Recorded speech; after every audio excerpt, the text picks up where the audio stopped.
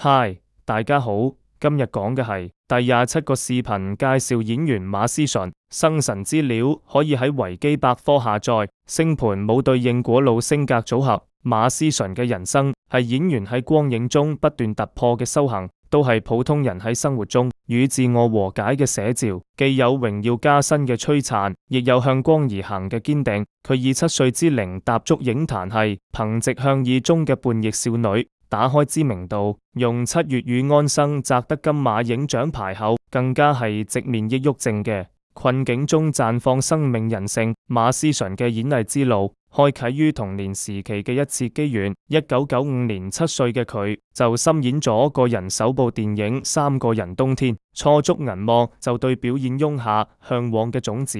2000年佢喺經典電視劇《大宅門》中客串出演。資深演員同台嘅經歷，讓佢對表演藝術有直觀嘅認知與積累。2007年佢係擔任饒雪漫小說甜酸嘅書母為大眾熟知。2010年佢主演電視劇《爸爸，我懷了你的孩子》，呢標誌住佢正式以演員身份出道，開始系統性咁打磨演技。2012年佢喺電影《歲月無聲》中飾演女主角楊朵朵，憑藉自然生動嘅表演榮獲中國電影表演藝術鳳凰獎金最佳新人獎。馬思純嘅演藝事業喺2015年迎來關鍵轉折。呢一年，佢喺青春片《左耳》中飾演夠膽愛夠膽恨嘅叛逆女孩子黎巴拉，以此獲得第52屆台灣電影金馬獎最佳女配角提名。真正俾佢躋身實派演員行列嘅係2016年嘅電影《7月與安生》，憑藉呢部作品摘得第53屆台灣電影金馬獎最佳女主角獎。